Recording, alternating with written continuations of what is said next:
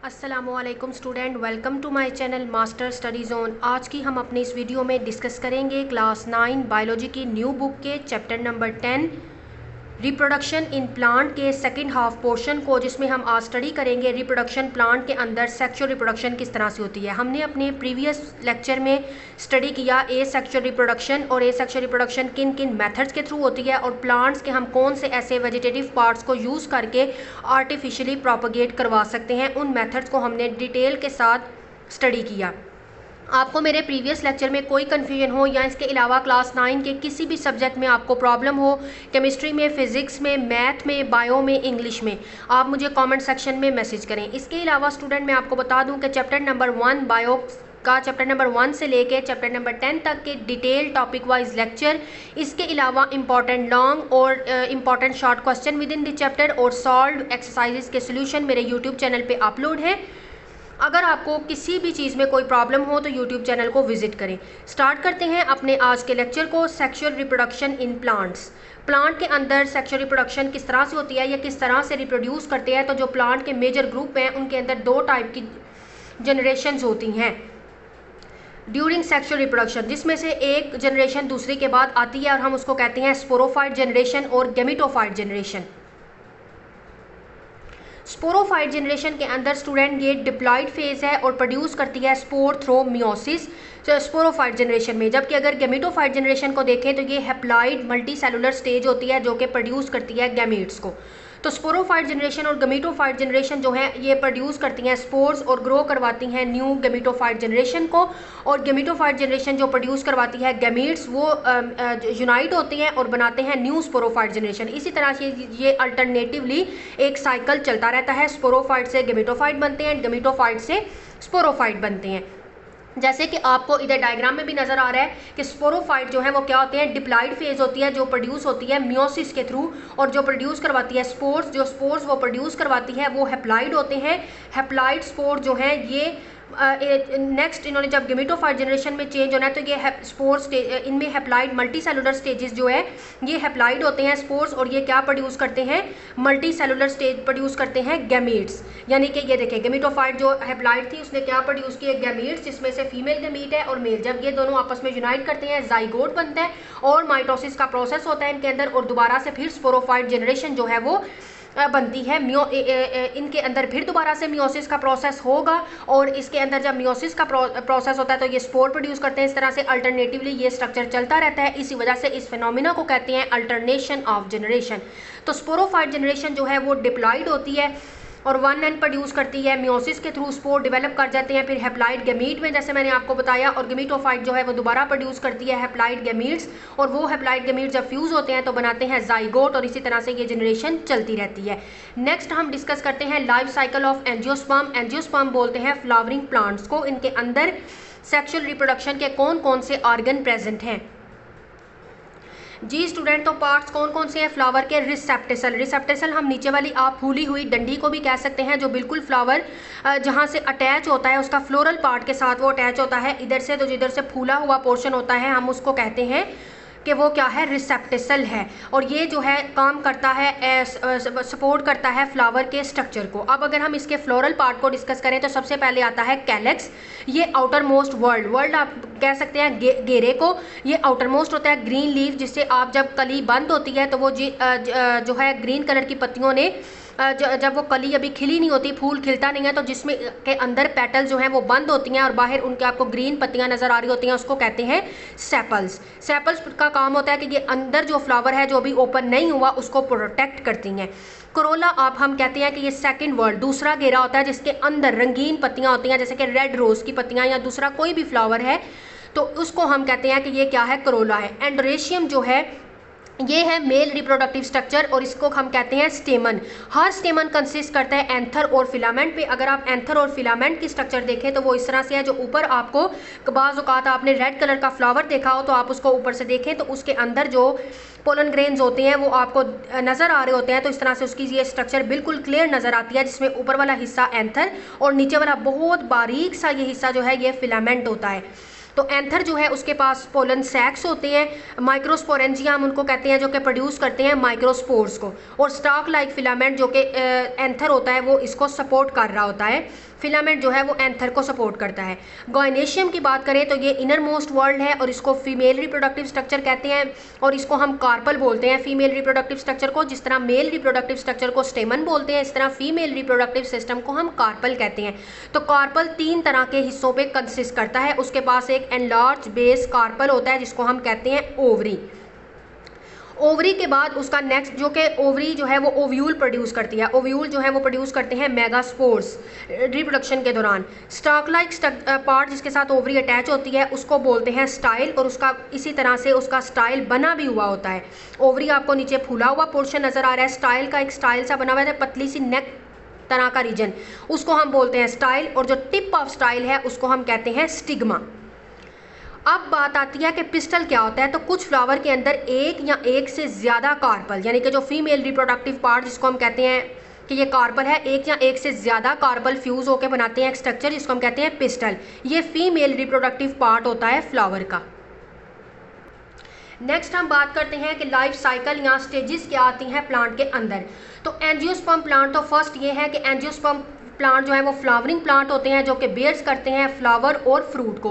Angiosperm एक Greek word है जिसका मीनिंग है seeds are enclosed within the fruit, यानी कि ऐसे पौधे जो कि फ्रूट बनाते हैं। जारी बात है वो फ्रूट बना रहे हैं तो उनके ऊपर फ्लावर्स भी लगेंगे, बाद में वही ओवरी में चेंज होते हैं और हमें फ्रूट देते हैं।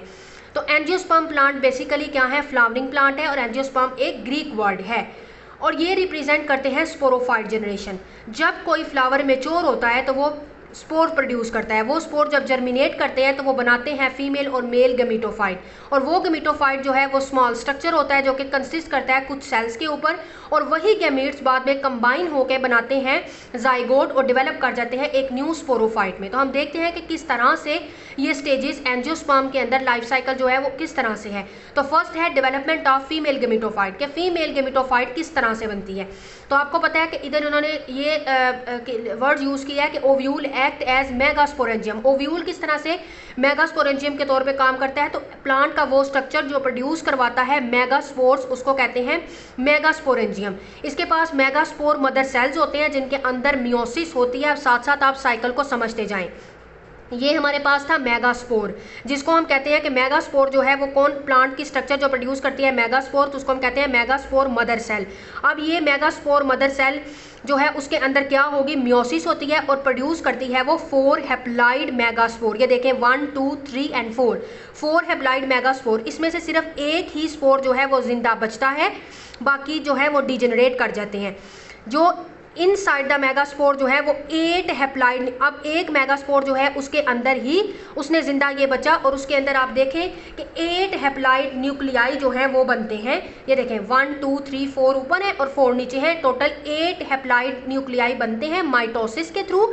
इसमें से 2 न्यूक्लियाई जो है वो माइग्रेट कर जाएंगे इनमें से सेंटर की तरफ। अब इसमें से भी जो है वो 3 रह जाएंगे और नीचे वाले से भी 3 रह जाएंगे। इनमें से 2 जो हैं वो बिल्कुल सेंटर में आ जाएंगे और फ्यूज़ होके बनाएंगे जो है फ्यूजन न्यूक्लियस, यानी कि न्यूक्लियस कहाँ से बना, 2 के फ्यूज़ होने की वजह से 2 न्यूक्लियाई जो माइग्रेट किए उनके फ्यूजन की वजह से जो न्यूक्लियस बना हम उसको कहेंगे fusion nucleus.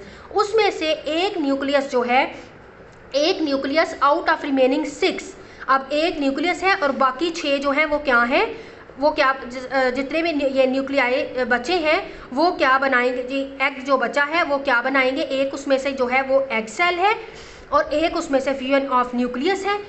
1 nucleus out of remaining 6 वो बनाएंगे फीमेल गैमीट जिसको हम कहते हैं एग सेल। तो रिजल्टिंग स्ट्रक्चर जो उसमें होएंगी वो क्या होगा, उसमें 7 सेल कंसिस्ट करते हैं। एक तो हो गया एग सेल, ये देखें 3 और 3 6 और ये तो फ्यूजन न्यूक्लियस मतलब टोटल 7 में से वो कह रहा है कि एक तो हो गया ये जो उन्होंने मेंशन किया है एग सेल और दूसरा 1 फ्यूजन न्यूक्लियस, एक जो 2 न्यूक्लियाई के फ्यूज़ होने की वजह से हुआ फ्यूजन न्यूक्लियस और बाकी बचे 5 यानी कि 3 ये ऊपर वाले और 2 ये, इसमें से एक इसको काउंट करेंगे ये एग सेल है, तो बाकी 5 जो हैं वो नॉन फंक्शनल हैं। इसी तरह ये फीमेल गमीटोफाइट या अब हम इसको बोलेंगे ये क्या है, एक एम्ब्रियो सैक है। होप सो के स्टूडेंट आपको इस मेथड की बहुत अच्छे से और इस साइकिल की जो है वो समझ आ गई होगी। नेक्स्ट अब हम देखते हैं कि डेवलपमेंट किस तरह से होती है मेल गमीटोफाइट यानी कि पोलन ग्रेन्स कैसे बनते हैं।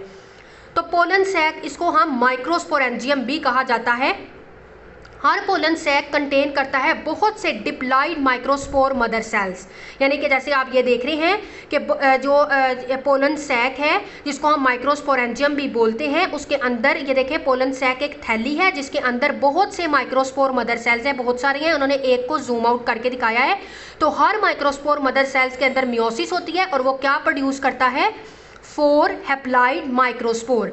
अब माइक्रोस्पोर के अंदर होनी है माइटोसिस और रिजल्टिंग हमें मिलेंगी 2 सेल स्ट्रक्चर जिसको हम बोलेंगे कि वो क्या है, पोलन ग्रेन, जो कि कहलाते हैं मेल गैमेटोफाइट। ये देखें उनके अंदर माइटोसिस हुई और 2 सेल हमें मिल गए, इनको हम बोलते हैं कि ये हमारे पास क्या है, पोलन ग्रेन, जिसको हम कहते हैं कि ये मेल गैमेटोफाइट है। तो एक सेल पोलन ग्रेन के अंदर जो है वो क्या करता है, 1 सेल इन पोलन ग्रेन वो ट्यूब सेल होते हैं जो कि बनाते हैं पोलन ट्यूब, दूसरे जनरेटिव सेल्स होते हैं जो कि बनाते हैं 2 स्पर्म।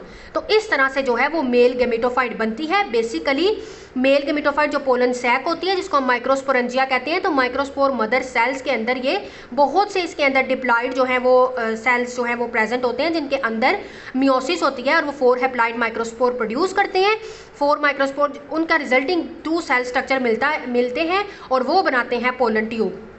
ठीक है, एक पोलन ट्यूब बनाते हैं ट्यूब सेल और दूसरा वो जो है वो फ्यूज होकर बनाता है जनरेटिव सेल। तो इस तरह से ट्यूब सेल जो है वो फॉर्म हो जाती है पोलन ट्यूब में, जबकि जनरेटिव सेल जो है वो आपस में फ्यूज होकर बना देते हैं स्पर्म। और ये इस तरह से इनकी जो है वो स्ट्रक्चर है जो मैं प्लांट के ऊपर नजर आ रही होती है उसका मेल पार्ट, कि ये एंथर होता है और ये फिलामेंट। तो एंथर के अंदर बेसिकली ये चीज़ होती है।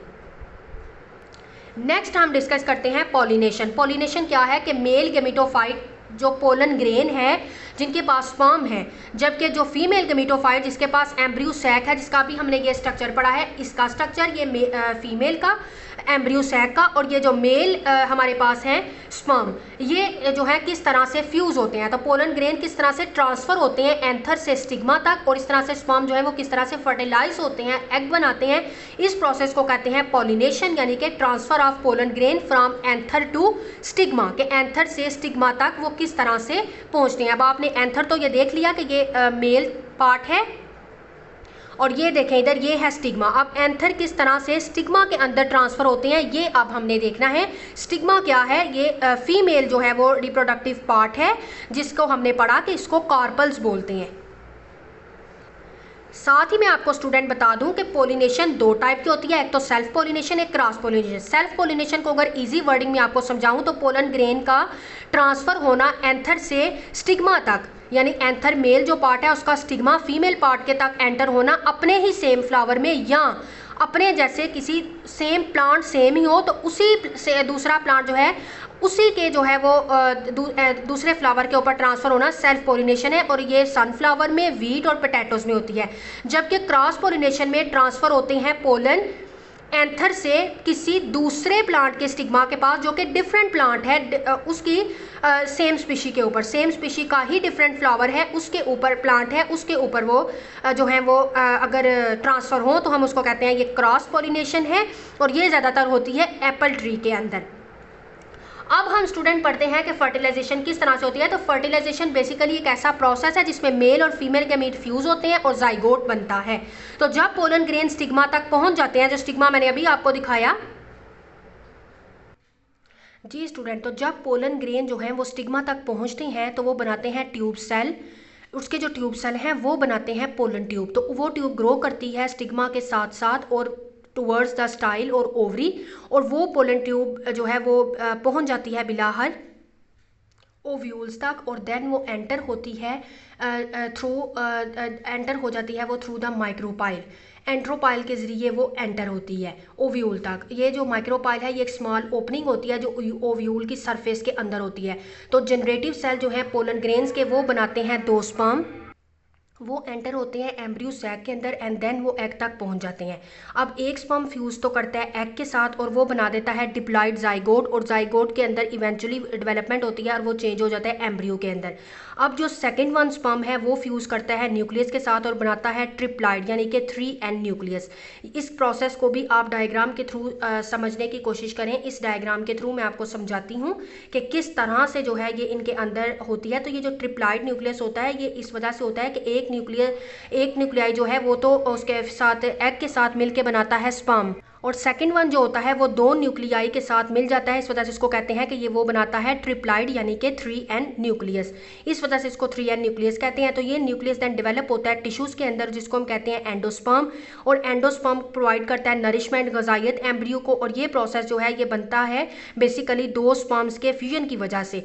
तो इसको इस वजह से हम कहते हैं कि ये क्या है, डबल फर्टिलाइजेशन है। ये डबल फर्टिलाइजेशन एक यूनिक रिप्रोडक्टिव प्रोसेस है जिसमें एक फ्लावरिंग प्लांट के अंदर 2 स्पर्म सेल जो है वो बनाते हैं पोलन ग्रेन और फ्यूज करते हैं 2 डिफरेंट टाइप के सेल्स के साथ। इस वजह से इसको कहते हैं फीमेल गेमेटोफाइट, और 2 डिफरेंट सेल के साथ ये इस वजह से करते हैं कि ये बहुत ज़्यादा क्रूशियल, बहुत ज़्यादा इंपॉर्टेंट है इनका 2 सेल के साथ जो है वो फीमेल गेमेटोफाइट के साथ यूनाइट करना, एक तो डेवलपमेंट के लिए एम्ब्रियो की, और दूसरा कि उसको ये न्यूट्रिटिव टिश्यूज़ प्रोवाइड कर सके उस सीड की ग्रो के लिए। इस वजह से 2 इस वजह से कहते हैं कि एक जो है सेल, एक जो है हमारे पास न्यूक्लियस जो है स्पर्म का सेल, जो स्पर्म सेल है वो फ्यूज़ होता है एक तो उसके साथ एग के साथ और बना देता है स्पर्म, जो स्पर्म सेल है, यानी कि स्पर्म सेल जब एग के साथ यूनाइट करता है तो वो बना देता है जाइगोट, और दूसरा वो इस वजह से यूनाइट करता है न्यूक्लियर 2 न्यूक्लियाई के साथ और बनाता है 3n न्यूक्लियाई, ताकि वो न्यूट्रिशन भी प्रोवाइड कर सके एम्ब्रियो को।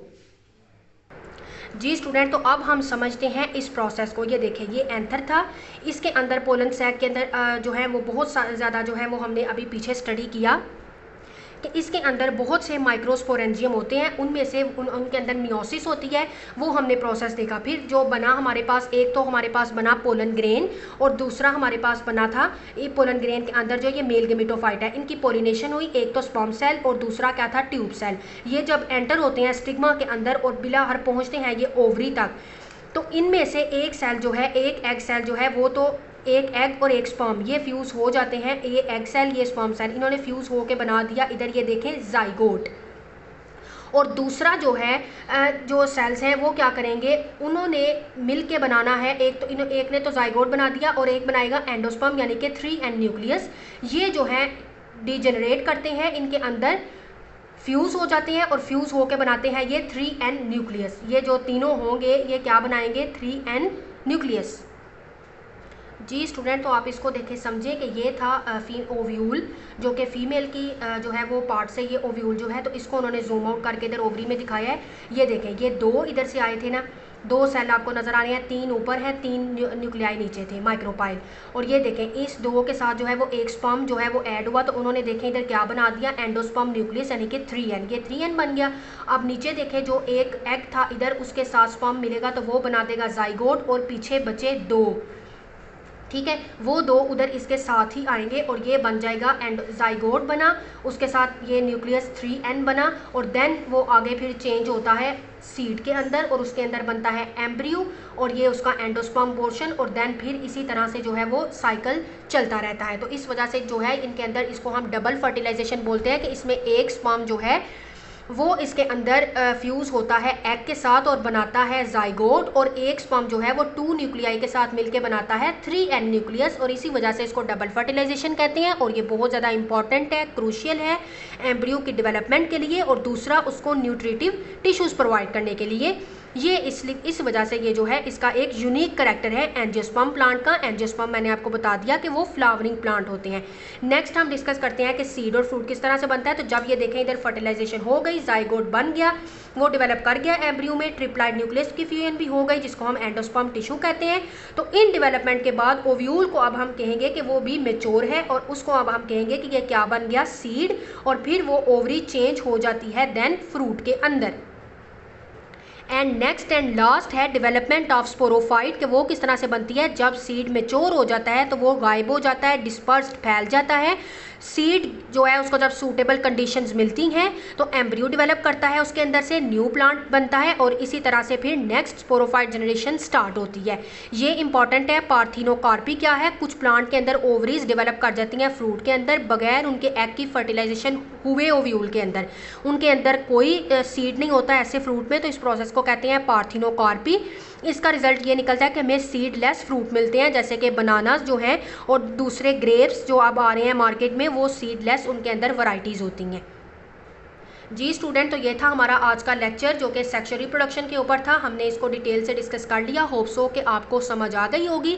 वीडियो अच्छी लगे वीडियो को लाइक करें, ज़्यादा से ज़्यादा शेयर करें और मेरे चैनल को सब्सक्राइब कर लें ताकि इसी तरह के इन्फॉर्मेटिव लेक्चर्स आप तक पहले पहुँच सकें। मिलेंगे अपनी नेक्स्ट वीडियो में और डिस्कस करेंगे नेक्स्ट चैप्टर को डिटेल के साथ। तब तक के लिए अल्लाह हाफिज़।